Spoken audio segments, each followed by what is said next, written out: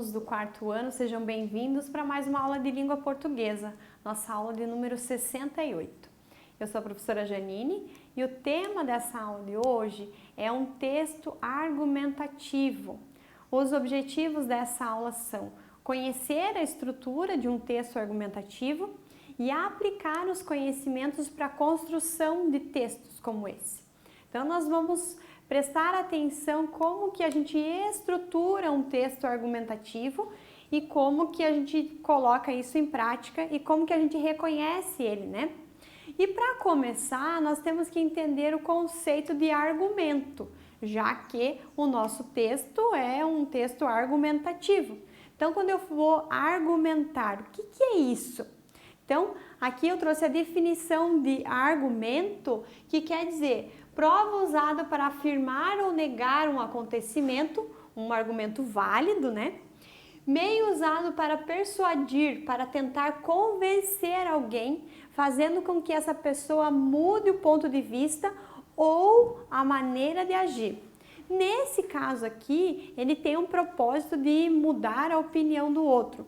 Mas no nosso caso, da argumentação no texto, nós vamos defender uma ideia, nós vamos colocar informações baseadas em dados científicos e conhecimentos a respeito do assunto. Não é uma questão de achismo. Então, quando eu for estruturar um texto argumentativo, eu não posso colocar a minha opinião meramente porque eu gosto, porque eu acho que é assim. Não, eu preciso estruturar com argumentos e que tenham por base outras informações bem importantes e relevantes para que eu não tenha só um achismo, tá? Então eu preciso cuidar dessas informações, tá? Quando nós falamos em texto argumentativo, é um texto que não só expomos uma ideia, como eu falei, não é feito de achismo, uma opinião, né? Ou tese, mas nós defendemos de modo a fazer com que os leitores a aceitem. Então, é a minha opinião baseada em acontecimentos, em fatos, em experimentos, em dados que embasem aquela minha opinião, tá? Assim, esse texto argumentativo, então, tem a finalidade de convencer ou persuadir os outros de que determinada ideia está correta e é acertada, tá? Então, nesse caso, eu tenho que passar convencimento para o meu leitor, tá? Eu quero fazer com que ele entenda a minha ideia e que acredite nela, tá bom? Então, eu trouxe aqui, falando em texto, nós precisamos trabalhar com ele, né?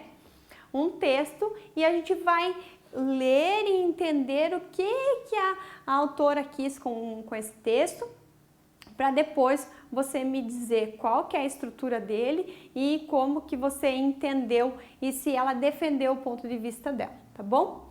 Então diz o seguinte lá, já ouviu fofoca na escola? Esse é o título, um tema bem fácil de ter discussão, né?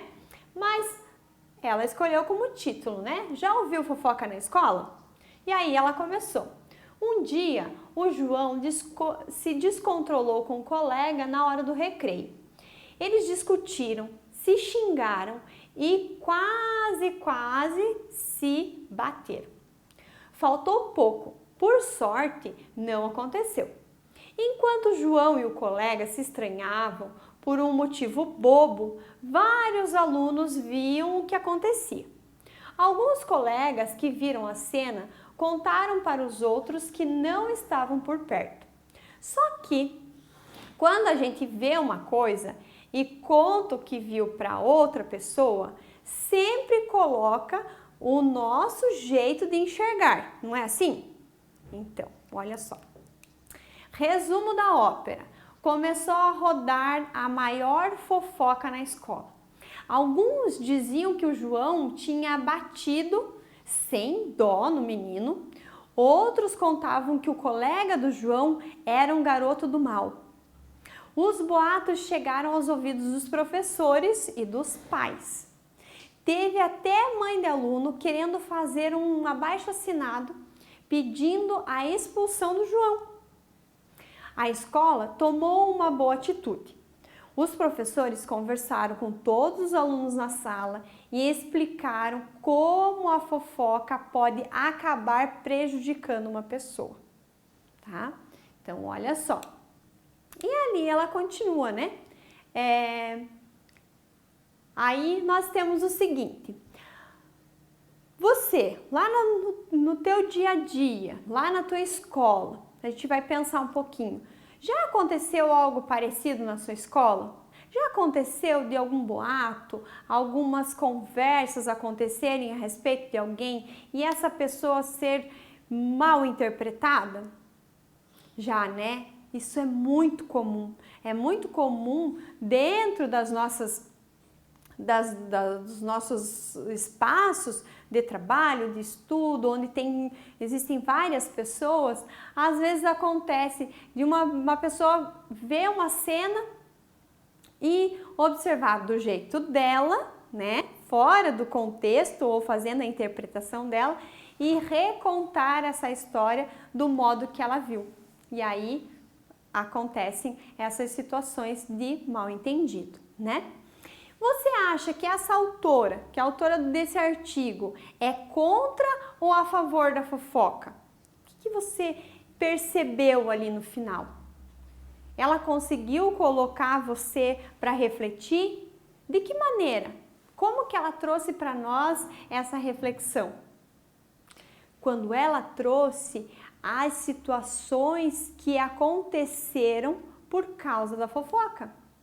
Então, os pais começaram a se movimentar, abaixo-assinado para tirar o aluno da escola. Então, nesse momento, você começa a pensar que as atitudes anteriores desencadearam esses comportamentos das pessoas. E agora?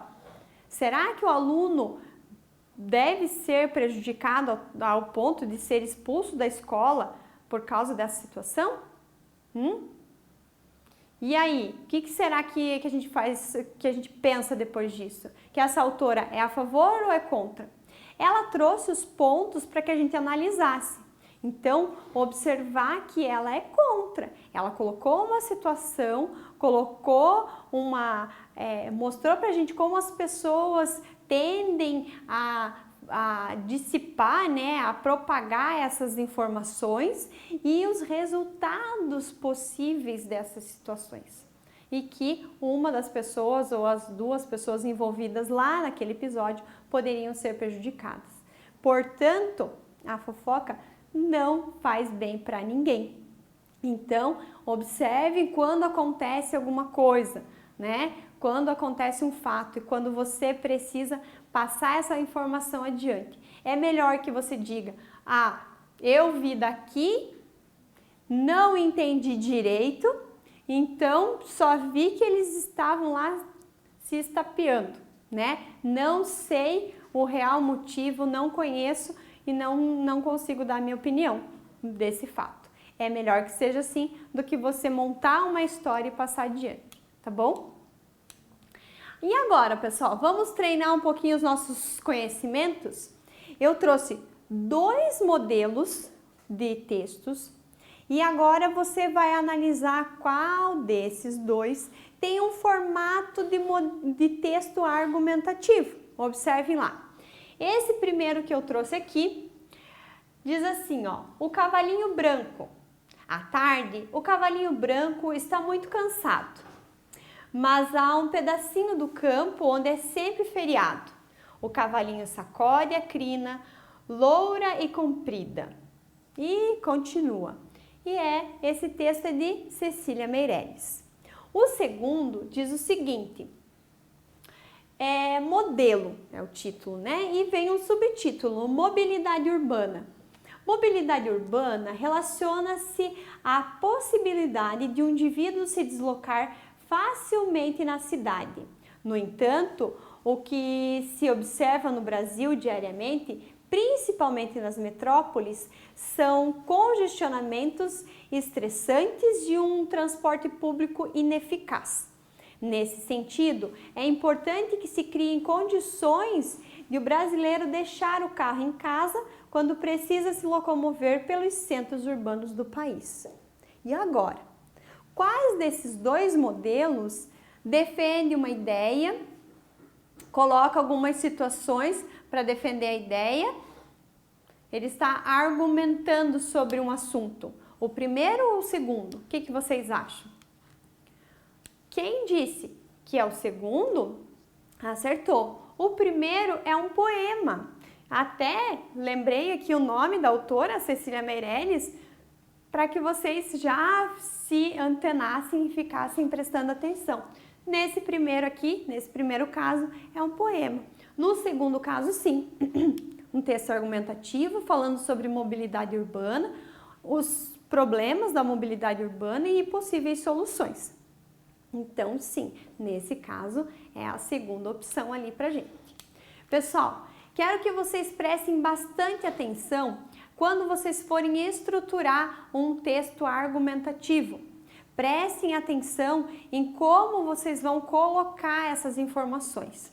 Quando eu falei para vocês que esse texto não pode ser à base de achismo, é assim: nós não conseguimos escrever sobre muitos assuntos sem uma leitura prévia, sem uma pesquisa sobre o assunto. Então, nós precisamos, de repente, antes de começar o nosso texto, pesquisar, fazer algumas leituras, e isso é importante e não tem problema quando você for estruturar um texto argumentativo. Então, por exemplo, eu quero falar sobre algum assunto dentro da história, de acontecimentos da história, eu quero dar o meu ponto de vista. Quero dizer que o acontecido influenciou em outras situações dentro da história do Brasil, por exemplo. Eu posso fazer? Posso, mas é importante que eu volte lá na história, que eu faça leituras a respeito daquele assunto, e é interessante que eu leia vários autores, não só um único texto, eu faça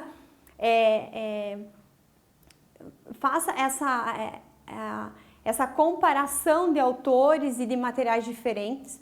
Quando eu vou fazer a leitura desses materiais na internet, eu preciso procurar sites, páginas confiáveis.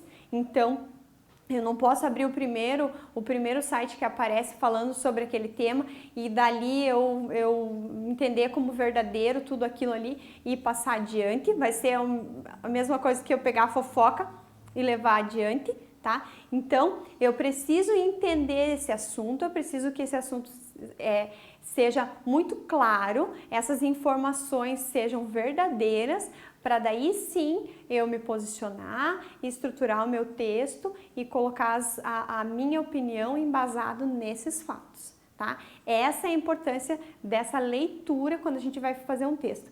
Esse texto aqui não é igual àqueles textos que a gente faz lá na sala de aula, quando a prof pede assim, produza um texto, uma história com personagens fictícios, com uma narrativa. Não, esse texto é diferente. Então, muito difícil que você faça ele só sentado lá na tua carteira ou em casa só com o papel e caneta, tá? É muito difícil que você construa um texto assim só com esses recursos. É importante que você tenha fontes de informação. E lembrando, essas fontes de informação não pode ser o pai, a mãe, um vizinho, sabe? Precisam ser fontes seguras de informação. Então, o pai até pode direcionar a tua pesquisa. Eu acho que você pode começar por aqui. Então, o pai entende um pouquinho do assunto e vai te direcionar. A mãe te ajuda na pesquisa, ok? Mas essa leitura e entender de onde saíram esses fatos e embasados, aí sim, aí você consegue dar a tua opinião e embasar o teu texto, tá bom? Isso é importante que a gente tenha esse cuidado, tá bom? Espero que vocês tenham gostado. É um assunto assim que a gente pode trabalhar bastante e no decorrer da vida acadêmica de vocês vão ter várias oportunidades para mostrar esses conhecimentos, tá bom? Eu fico por aqui, espero que vocês tenham gostado. Façam a atividade proposta e até a próxima!